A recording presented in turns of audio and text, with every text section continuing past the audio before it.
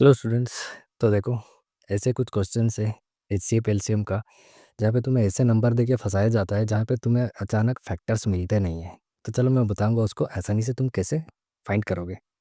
तो क्वेश्चन को देखो, find the maximum number of students among whom 1001 pens and 910 pencils can be distributed in such a way that each student get the same number of pen and pencil.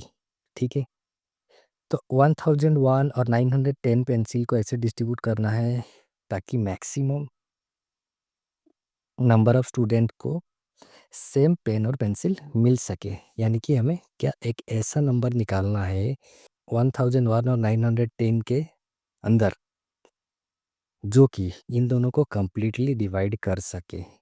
यानी कि इन दोनों का HCF निकालना है। तो अचानक देखो तो ये किस नंबर से डिवाइड हो रहे हैं हमें पता नहीं चलता है। तो हमें क्या करना पड़ेगा, ये दोनों नंबर को ना सिंपली इन दोनों को सब्ट्रैक्ट कर दो। ठीक है, सब्ट्रैक्ट करने तो हमारा आंसर आया 91। अब अगर तुम 91 का प्राइम फैक्टराइजेशन करोगे तो क्या होगा, 13 और 7। तो अब मुझे इजीली पता चल गया ये 1001 और 910 7 और 30 से इजीली डिवाइड हो जाएंगे।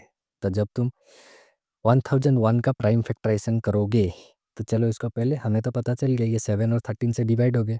तो तुम पहले इसे 1001 को 7 से डिवाइड कर दो। तो डिवाइड करने के बाद ये कुछ कैसा होगा, देखो इसे डिवाइड होने के बाद इसका आंसर आएगा 143। 143 को फिर से तुम, अब पता है 13 भी इसका फैक्टर है, 143 को 13 से फिर से डिवाइड करो तो आंसर आएगा कितना, 11। यानी कि इसका प्राइम फैक्टराइजेशन हो गया 7 इंटू 13 इंटू 11। ठीक है, अब चलो मैं इसको इरेज कर देता हूँ ताकि हम 910 का भी प्राइम फैक्टराइजेशन कर सकें।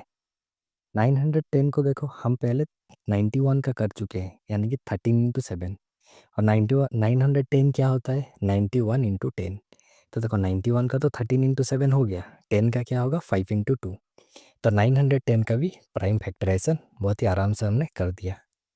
अब हमें निकालना है 1001 और 910 का एचसीएफ। ठीक है, तो देखो दोनों में क्या कॉमन है, 7 कॉमन है, 7 को लिखो। उसके बाद 13 कॉमन है, 13 को लिखो। ठीक है, तो 13 इंटू 7 एचसीएफ निकल के आता है 91। तो 91 ही ऐसा मैक्सिमम नंबर ऑफ स्टूडेंट्स है जिसके जिनको हम 1001 और 910 पेंसिल्स बहुत ही ईजिली डिस्ट्रीब्यूट कर सकेंगे सेम नंबर में। ओके, आई होप बहुत आसानी से तुम्हें समझ आ गया होगा ये ट्रिक। जब तुम्हें कुछ ना समझ आए तो इसे लगा लेना।